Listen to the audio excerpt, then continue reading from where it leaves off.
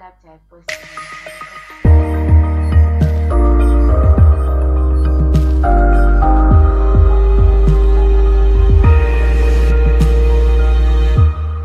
What's on my mind today?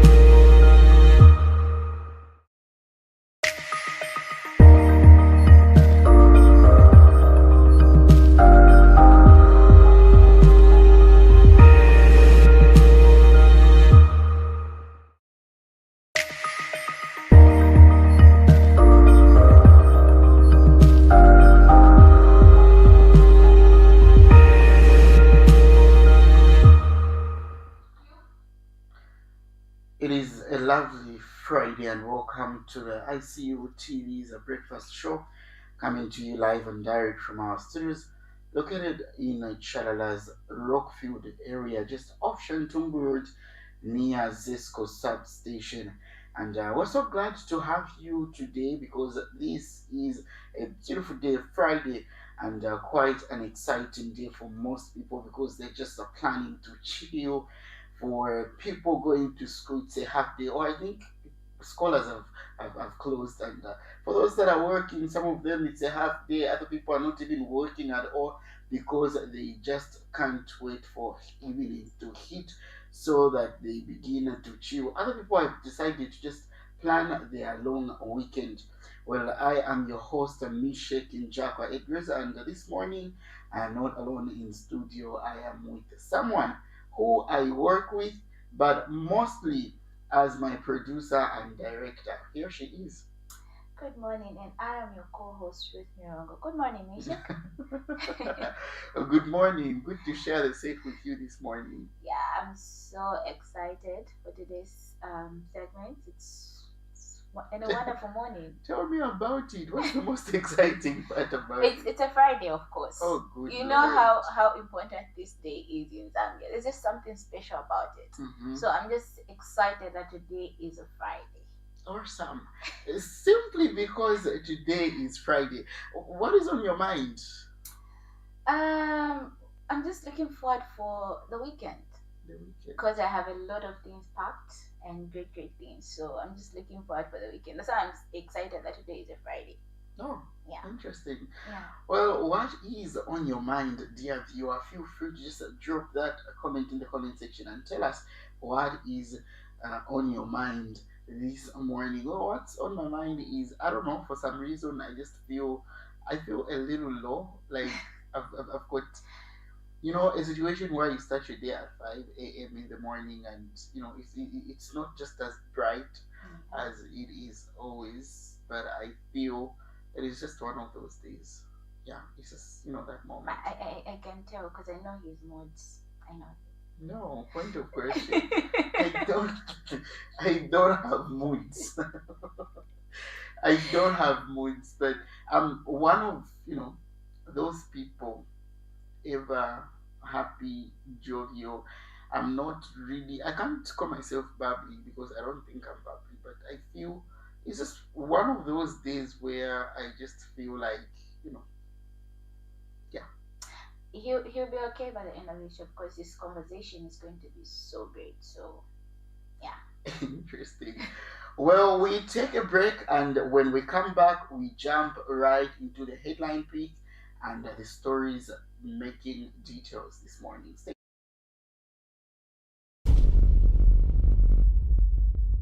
The Information and Communications University is complementing government effort in promoting legal and safe mining for all Zambians. ICU is offering a short practical training course to artisanal and small-scale miners and those who intend to venture into mining. This training covers identification of rocks and minerals, mining operations and equipment, health and safety in mining, environmental protection, licensing and compliance. Qualifications: National Registration Card NRC. Apply now at www.icuzambia.net. For more information, contact the ICU School of Mines, Department of Artisanal and Small-Scale Mining at +260 763 302 596 or +260 973 263 492. For analysis of mineral samples, contact the ICU School of Mines Laboratory at +260 973 263 492 or +260 977 833 434.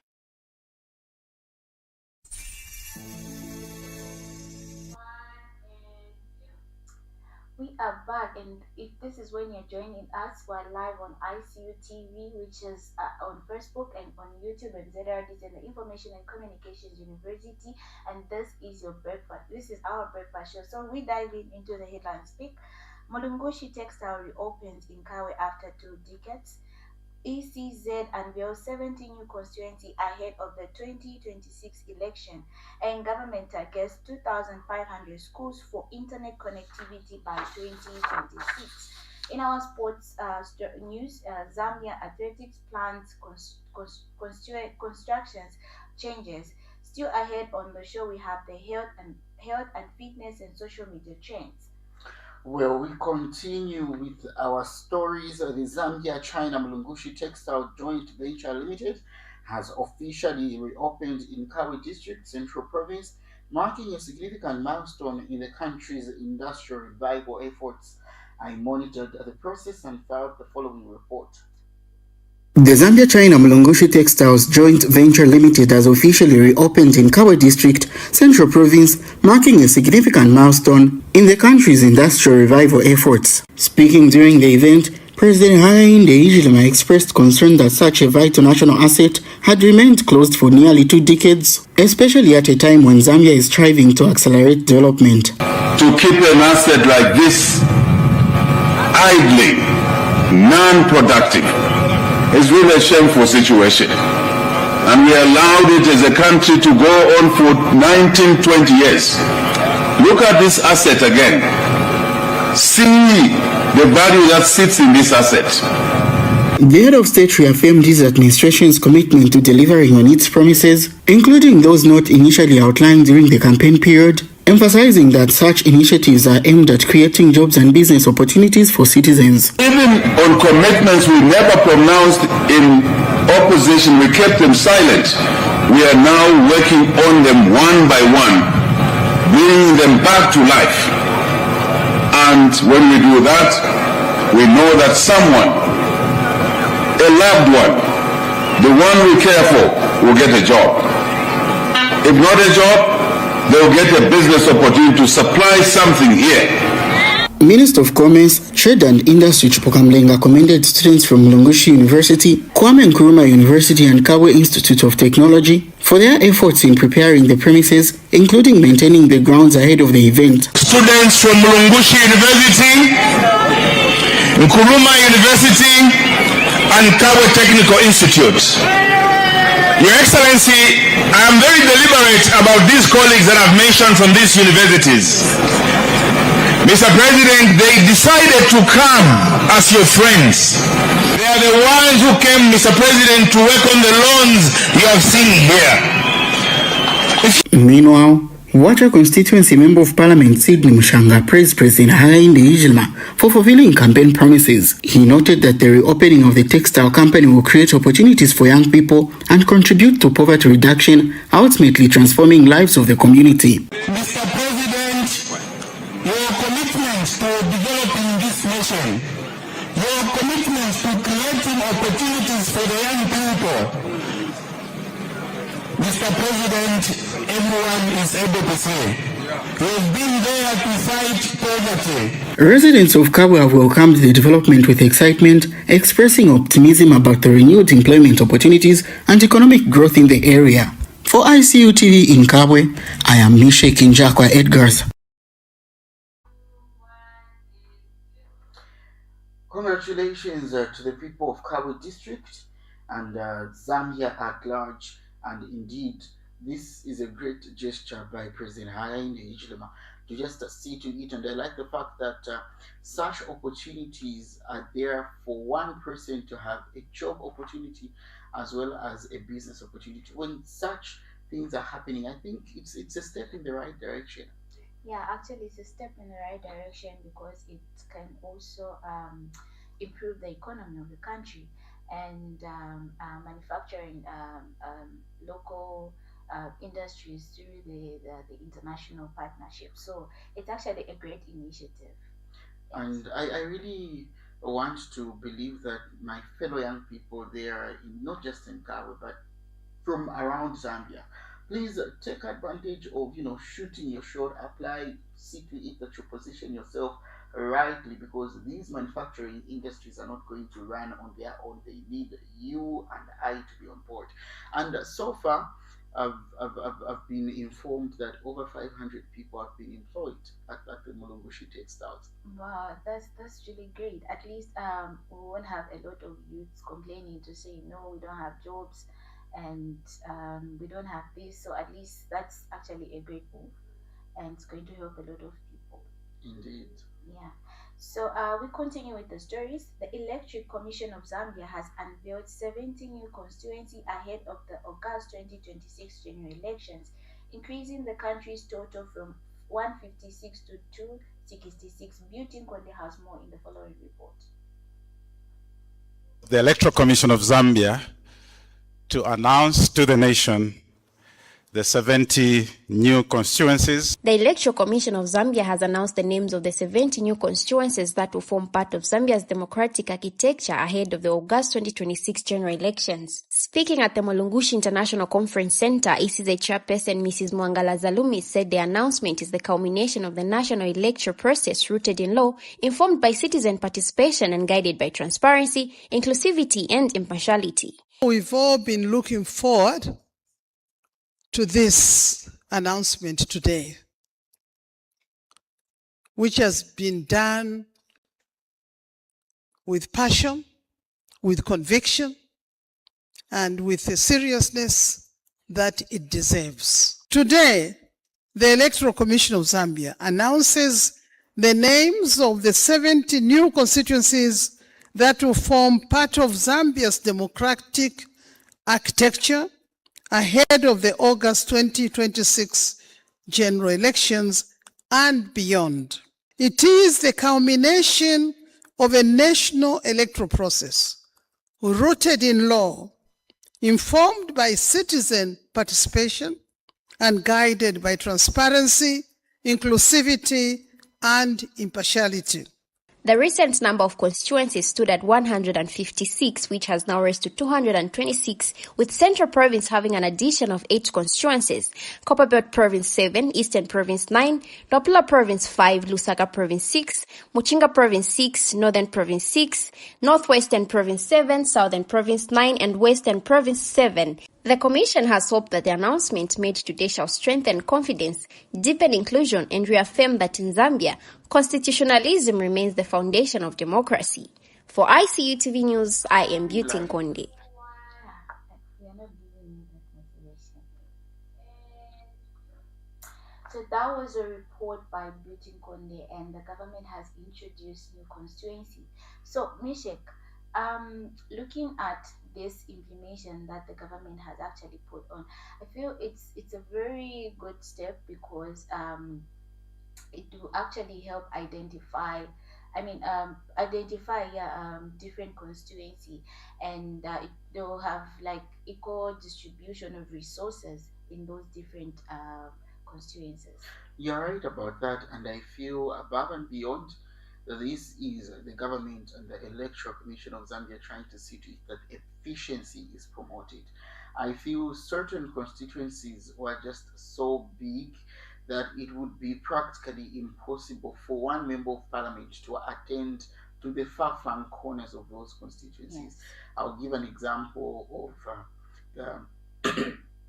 one of the biggest constituencies that we've had, I think, coming from my place on the Copper Bill was the Chingwama constituency, which was so big. And I feel certain people were disadvantaged when a constituency is unnecessarily big. Other people, suffered situations where they weren't attended to. But it's like this same plain paper. Maybe people don't understand. this plain paper that you, our dear viewers, are able to see right now, is just this is Kabwata constituency, but they've decided they just cut it into two. We have one person, one member of parliament right here, and then they just cut it into half so that instead of having one person, we have two people. Now, making a rise from 156 to 226, which, is a step in the right direction. Yes. And from my lenses where I'm seated right now, this is the government trying to see to it that we do not just have the same people in parliament. This is also the government trying to see to it that more people are given platforms to lead. And especially this year, we've seen a number of young people coming on board, the likes of Mark Mulazakaira, popularly known as Marky 2. We've seen a lot of them whose names I might forget right now. They are vying for positions and seats on the decision-making tables, and this is the right direction. Yeah, this is more people in parliament is equal to more families employed, because certain fathers and representatives, women, young people have something to do, and at the end of the day, it is Zambia's development that we are mostly interested in. And right about now, allow me to just give a shout out to Gift Divine Chaza. I think on behalf of the entire ICU TV crew, you deserve a t-shirt and you deserve an appreciation. Thank you so much for always tuning to the breakfast show, be it on Monday, be it on a Wednesday, even on a Friday. A huge shout out to you. And we continue with our stories, coming all the way from our studios right here in Lusaka's Chalala Rockfield area. The Ministry of Education is targeting to connect 2,500 additional schools to reliable internet service by the end of 2026 as part of efforts to expand digital learning. The initiative is aimed at ensuring learners, especially in rural to hard-to-reach areas, to benefit from the ongoing digital transformation, with over 100,000 learners already accessing digital learning through government and private sector partnerships. Now, nearly 13,000 computers have been distributed to about 600 schools across the country to support technology-based learning and improve access to education resources.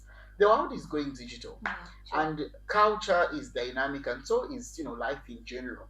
It is only right as as we are moving towards the digital era, we are also improving in digital tools and devices, and it is good to see the government again seeing to it that these even rural schools have access to computers, because right about now it is less to do with you going to the office, but more to do with you being able to operate that computer and just promote that efficiency. Yeah, so this is actually a great move, because even when you go for a job interview, or maybe you are applying for a job, most of the time they're required to have at least your computer literacy. Mm-hmm. So that actually a great move, like teaching young people to know the computer and know how the digital world works before they even enter into the industry. So that's actually a great move for the government. Indeed, it is a great move. Well, what do you think? Remember, this is not just a conversation between Ruth and I. It is also more to do with you. And in case you've got an addition, subtraction, or better still, a question, feel free to just make use of the comment section, and we will be able to respond and read right here and right now. But right about now, we take a break. When we come back, it's more stories.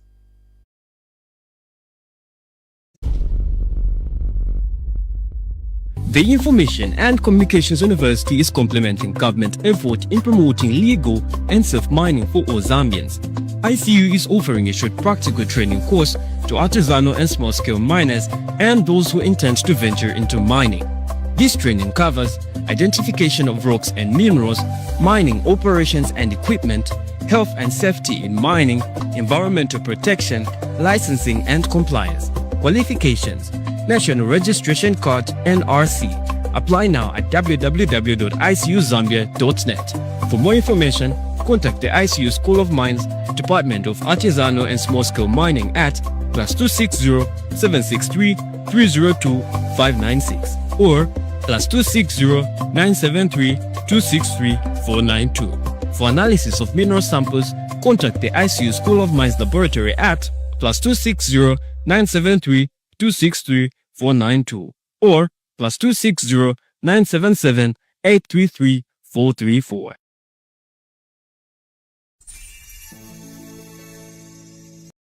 We are the dreamers reaching for the sky.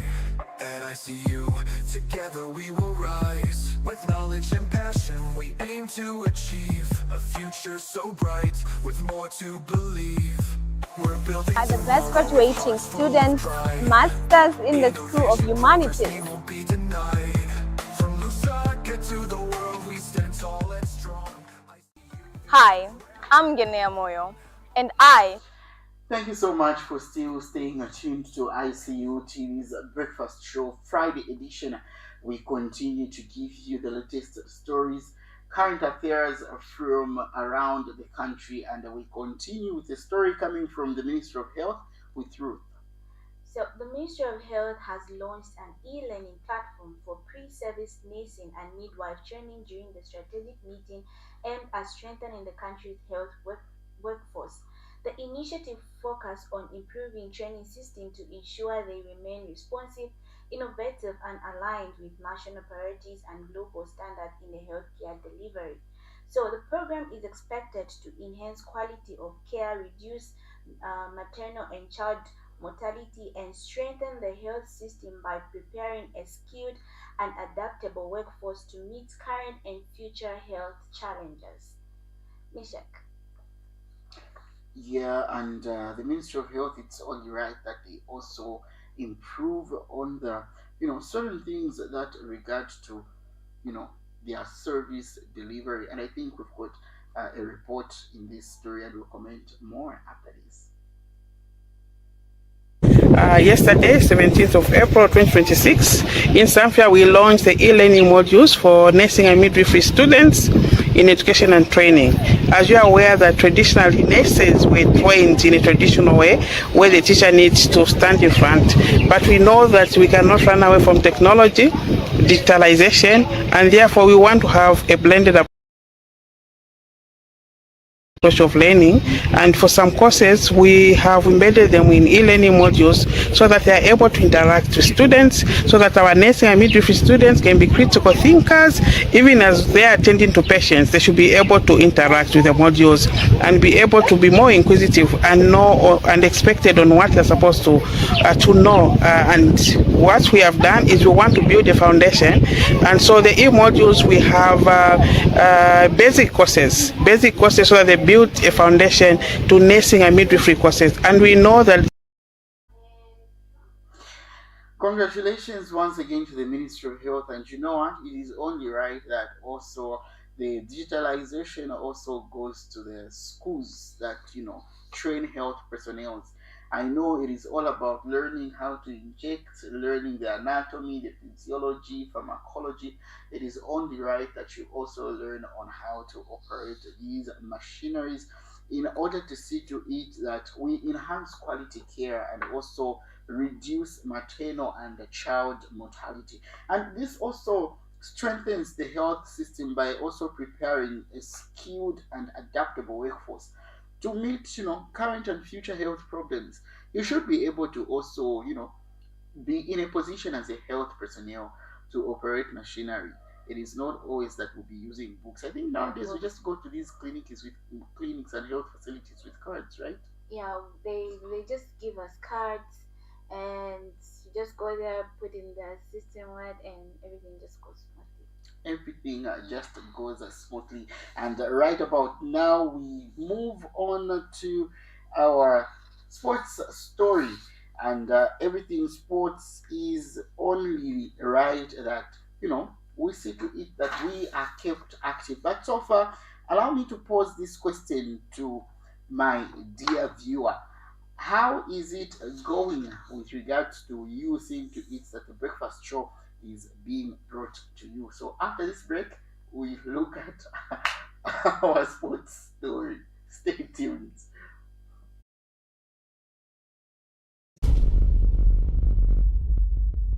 The Information and Communications University is complementing government effort in promoting legal and safe mining for all Zambians.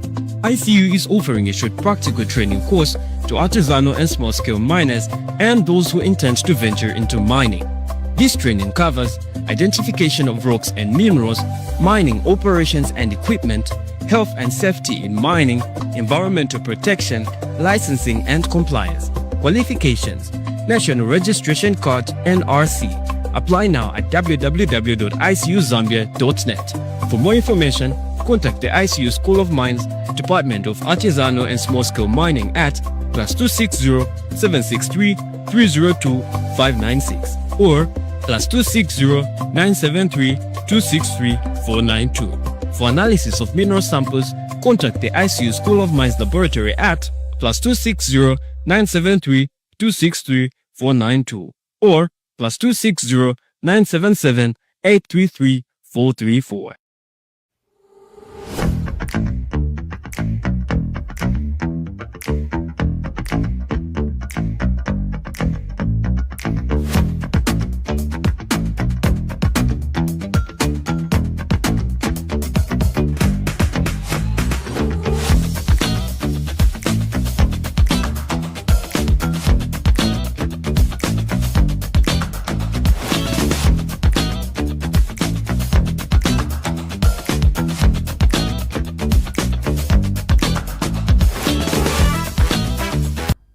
Thank you so much for still staying with us. If that's what you're doing us, you're watching the ICU TV breakfast. So we're live on Facebook, YouTube, and Information and Communications University, and on our ZRDC state. So before we went on the break, we were supposed to dive in the sports story. So I'll throw it back to Michelle to give us more details in the sports story. And indeed, it is a time for the sports fanatics, and Zambia Athletics is set to revise its constitution this year as part of efforts to strengthen its operations and governance. The planned changes are intended to address gaps in the current document and improve how the association supports athletes, I beg your pardon, coaches, and overall activities. The budget over 2 million kwacha has been set for the progress, with funds expected to come from the inter-company relay, which has already attracted more than 30 companies and is targeting about 3,000 participants. Quite a good move. Yeah, it's quite a good move because I've actually noticed the most praised sport is football in Zambia. Yeah, so most of the sports tournaments that we have, let me say badminton, tennis, they're less praised in Zambia. So this is actually a great move in actually recognizing every athlete that we actually have here in Zambia. Great, and I don't know. When did we get to have it wrong? When somebody says the sports sector, the first thing you think of is soccer. Yeah. That's why the problem Yes, comes there's in. all these athletics. Yeah. There's a lot. When we say sports, it's just a word that encapsulates everything, and I love the inclusivity personally. Yeah. And right from sports, we are talking all things health and fitness. How do you describe health and how do you describe fitness? Maybe Ruth can tell us something about that. How do you describe, just in your own words as Ruth, what is health and fitness to you? Okay, so my own fitness is actually just being fit. Like you just feel, you know. Oh, good glory. You just feel fit. You're capable of doing things, you're capable of, stretching. Yeah, stretching. You're running. Right? And a lot of people feel like being fit is all about going to the gym, and those that go to the gym feel like, for you to be fit, you must be going to the gym. No, for you to be fit, you don't have to go to the gym every time. You can just wake up in the house. Just do like 2 rounds just around your house. Just running. You can do press ups. You can just stretch your hands, stretch your legs. That's fitness. And I feel like it is the small activities that really matter at the end of the day. These small activities, when done every day and constantly, they build up to one big item. So just Wake up, do your morning walk. If you're able to do 100 meter, tomorrow you do a hundred and half, a 200, and it builds up like that. And as you are going to the gym, also please make sure that you've got professional instructors. Personally, I'm not an advocate for self-made type of gyms. What you are lifting is not even measured. Yeah. This is why we're seeing people, they bend. Wasanga fyo omuntu wali afe yarebendama because they've been lifting stuff that is not even properly measured. And make sure that as you are doing all these things to make sure that your body is active, also make sure to just employ a balanced diet. Make sure that you've got your vitamins, you've got your protein, you've got your roughage. Everything should be in the right proportions, and don't underestimate the power of taking water. Yeah, it's very important. Actually, water also helps to have a good skin. Exactly. Yeah. Well, under our skin go. We take another break, and when we come back, we talk all things social media. Stay tuned.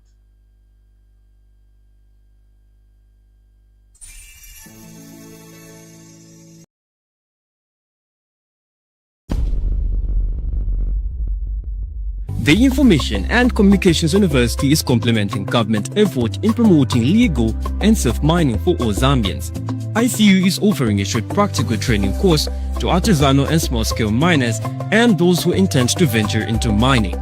This training covers identification of rocks and minerals, mining operations and equipment, health and safety in mining, environmental protection, licensing and compliance. Qualifications: National Registration Card NRC. Apply now at www.icuzambia.net. For more information, contact the ICU School of Mines, Department of Artisanal and Small-Scale Mining at +260 763 302 596 or +260 973 263 492. For analysis of mineral samples, contact the ICU School of Mines Laboratory at +260 973 263 492 or +260 977 833 434.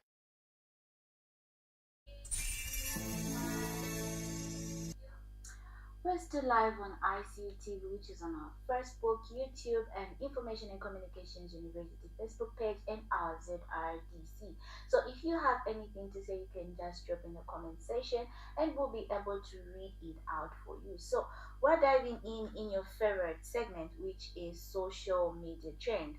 So the first story is man accused of stabbing 4 kids in Uganda.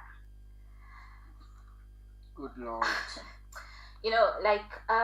The time I was scrolling through social media and I saw this story, I was asking myself, like, is this man okay? But then, okay, as the statement is, man accused of stabbing 4 kids in Uganda. Accused is the word. But how do you move from kid number 1, number 2, number 3, and number 4? So here's a backstory of this. So this man went to a certain school in Uganda. It's like a Catholic school where they keep like young kids, right? So he went there to pose as a parent, and he wanted his kid to be admitted in that same school. So when he did all the formalities, he was told to say you have to pay this certain amount for your kid to actually come. So here's the funny part. After him doing everything, the time he was leaving, he had a knife in his bag and in his pocket. So one of the caretakers of that same area was going to open the gate for him, since like he was a visitor, so that hospitality. So the time he was leaving, the way that caretaker was explaining, she said, I was coming from class and I saw him like throwing a kid down. When I went close, I found like he has already stabbed 2. So after him seeing her, he started following her. Then she ran. Then she ran. Then she had to put the alarm. So this is what the whole thing is confusing. People are saying the school is so small. when she had put on the alarm, why didn't people hear? Because he was on the second child. He didn't even reach like the third child, right? Why didn't people hear that the alarm there's something happening? But he even went to the fourth child without anyone coming. Then after some time, that's when that lady, like the statements are not making sense. Oh yeah. Yes. Yeah, the statements are not actually making sense. So there's just more to that story. So the funny part is when she was asked in the court, the same caretaker, she made a mistake and she was like, we started planning this a long time. Then That's what she yeah, said. yeah. In We started, court. yes. Then we started planning this a long time. Then the lawyer was like, what do you mean we started? Then she changed the statement. She was like, oh, he started this because he came the previous day to ask and he said, okay, let me think about it, then I'll come the following day. So it's so confusing. There's just more to this story. It's not just about that man, and he's pleading not guilty to all the offenses that has been put on him. He's like, no, not guilty, no, not guilty.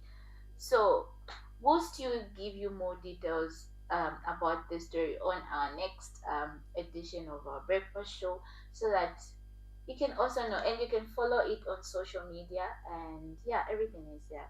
So it's funny. I just,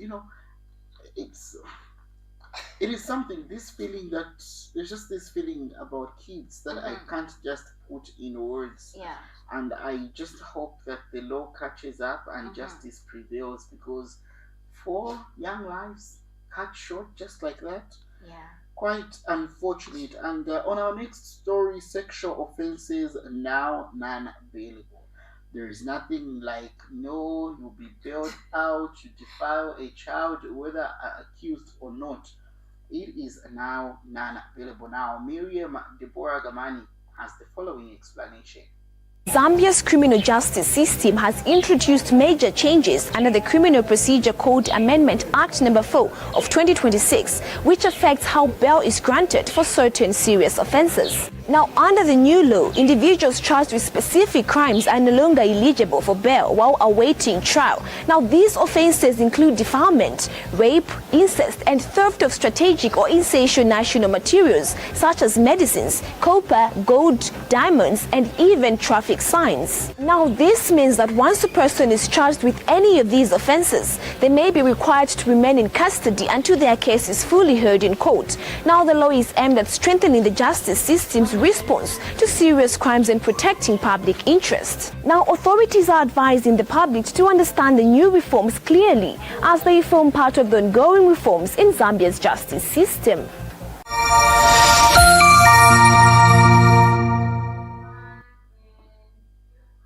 So that is what is happening in the streets of Zambian legal system.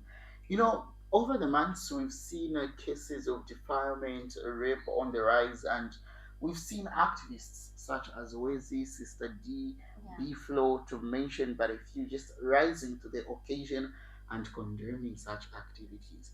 And finally, the law has heard. Yeah, it's actually a great move, because a lot of people have gone scot-free after doing, or you find like, no, a father raped and defiled his own child with like a 3-month-old baby. Like, who does that? Exactly. Yeah. But there is one interesting thing that I saw on social media, because this story, caught social media ablaze. People were saying, what happens when you are accused and you are innocently accused, of such an activity? Then you should have seen the comments.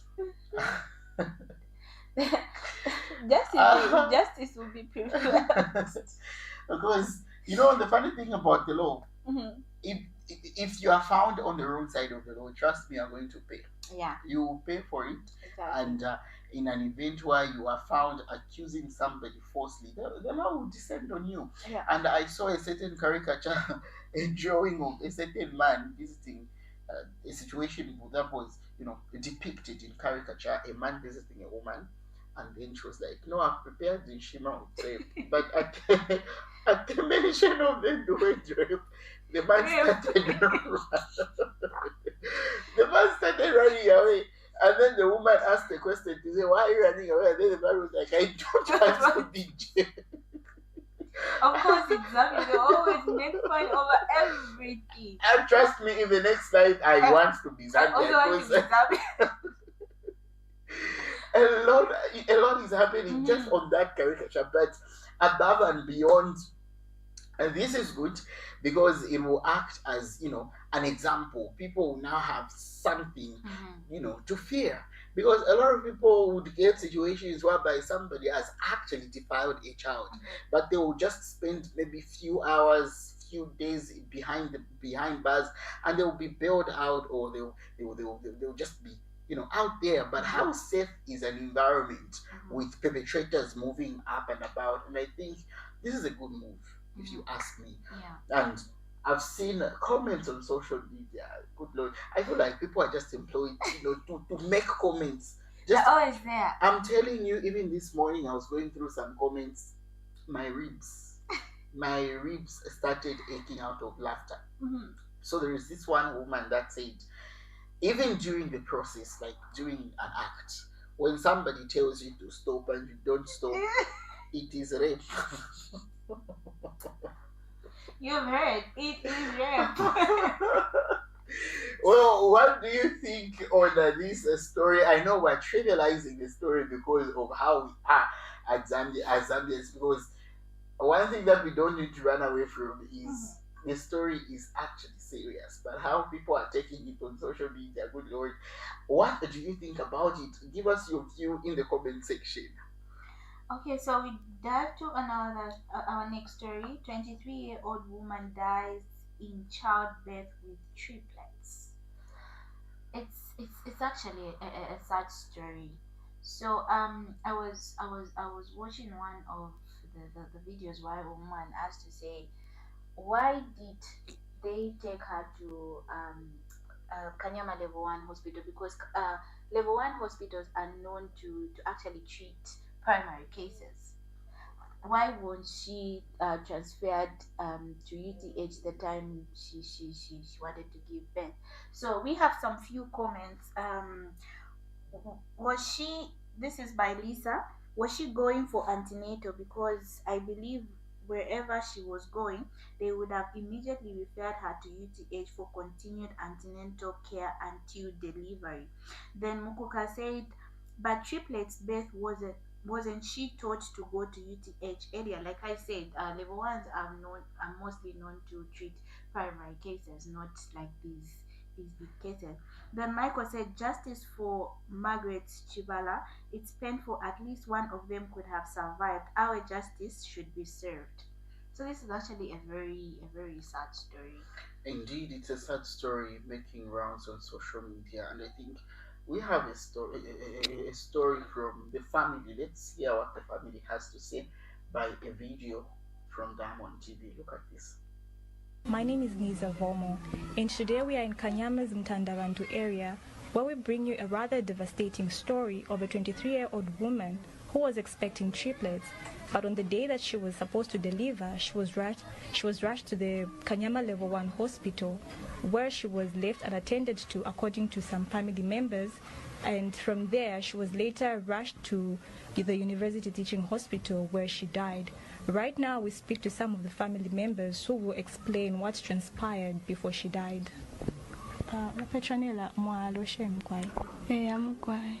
Kuti mwatulondolera kofi ifi achitike before na after mwabatwala ku Kanyama Level 1.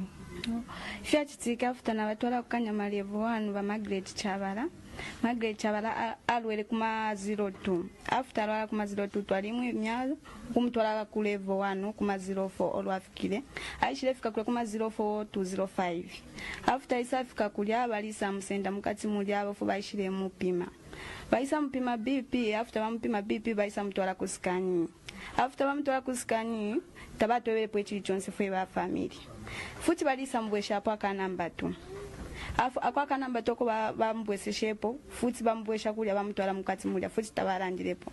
After nomba bale komboka bakanyama bakanyama nasi wale komboka. ofuna ishire mwipusha nati oh mami kuli uyu kwete ba 3 plates mumala so ndefa munjebeko chili shani ofu baishirira ndati oh uyu kwete ba 3 plates mumala abana tabalepema tabalepema tse before tabalandwa nokunza bati tabalepema abana baisanje bati uyu muntu talepapira pano alingiro kuya ku UTH cause teta papire pano abana bafulisha mumala after baisanje befyacha abana bafulisha mumala funa chande okay nambo kulolera maybe balatwala ku UTH bakanyama ofuna ikere bala bale bomba akachero bairisa akomboka kwa ingiro obale bomba obushiku kwa ingiro wakachero ulio wakachero ofuna ishire mkonga nati mami kuli ukwete ya mathiri. May her soul continue to rest in peace, and condolences to the family. I only pray that the Lord Himself should comfort them. Having to lose 4 souls at a go, and according to the revelations in the video that we've just watched right now, it's a situation where she was carrying triplets, and one of them, the uterus was affected, which ended up affected one of the babies, and she was told the babies were gone. And I saw another video last night on Crown TV where I saw the brother to the deceased saying they decided to keep the story, the news, to say no, the kids the babies that you're carrying are dead. They decided to keep it from her, but then they found out that the nurses or the health professionals had already, broken the news to her. And according to what the brother reviewed, that is one of the things that also affected her. But then the most interesting part about this is how do they move a patient from one facility to the other without the family's consent? And that's not actually allowed, because every time when you want to transfer a patient from one facility to another, you have to have family members to actually be there, so that they should know where they're taking your person, right? So that's actually not a great move, which the Kanyama Level 1 hospital did, and it's really, really sad. And he moved on to review to say when they went to the university teaching hospital, they literally had to start looking for her from scratch. They looked for her, and then they found her, and then upon, when she passed away, the doctor explained to the family to say she was already in a deteriorated state by the time she was referred to UTH, so she was tired, and according to the news overall, had she been treated earlier, she would have maybe survived. But it's quite unfortunate. We cannot really do anything over spilled water. But this is just a humble appeal to health authorities to see to it that, when we're not doing well, when we're not feeling well, we find solace and we find comfort in actually knowing that when I go to the clinic, when I go to the hospital, I'll be okay. But then this is sending a negative message to the masses out here, and it is promoting one of the things that I do not stand for: self-medication. People will start now, shunning these facilities because they'll be like, no, even if I go there, nobody's going to attend to me. And pregnancy is really a matter of life and death. And in an event where you find that you are pregnant, even at 2 weeks, please seek medical attention. Go and have yourself checked. A lot of things happen. You might be having an ectopic pregnancy. You don't want to go to the hospital and the condition is worse. Yeah, that's actually right, Michelle. So the right thing is to go to the hospital, find out what's really wrong, and make sure that the health facility should always transfer the patients and treat the patient at the right health facility. Yes. The other question that I'm having about the death of Miss Chawala is, what was on her antenatal card? Because the antenatal card was supposed to show everything. What was on the antenatal card? Was she going for antenatal? Because I start to be corrected. There are times where, when you're expecting, looking at the examinations from the antenatal, from the caregivers, they're able to recommend to say, Yes. You're giving birth at this and this facility. Yes, and looking at the issue of she was having triplets, the antenatal card would have actually shown what she was supposed to give birth from. There's only so much we can say about this case, but it is not in our control, and we want to believe that the relevant authorities have taken it up. And on this quite sad note, we've come to the end of our breakfast show Friday edition, but we have the notice board. Okay, so on our notice board, we have the ICU TV breakfast show, which comes to you every Monday, Wednesday, and Fridays at exactly 8 hours. And we have Upbeat, which comes on Thursdays around 16 hours, and Sports Mart today at 16 hours. Quite an interesting lineup of events, and thank you so much. I know we almost started morning, but we're trying to just shake ourselves. It is Friday. As you drive around the streets of Lusaka, Kitwe, Chingola, Solwezi, Livingston, wherever you are you in Kasama, are you in Chipata, please drive safely. As you be drinking and partying, do it responsibly. When you're going out to drink, make sure you carry somebody who doesn't drink, so that when you are drunk, that person should help you drive, because we want to see you tomorrow. There is life after the bottle, there is life after the party, there is life after the excitement. Exactly. So stay safe and stay blessed. Here is a wrap up of our breakfast show. Good day and have a lovely weekend. I'll be your co-host, Ruth Nirongo. I am Mishi Kinjapa Edgars, and a beautiful shout out to our director, Memory Mongo, on the transmission box. Good morning and enjoy the rest of the day.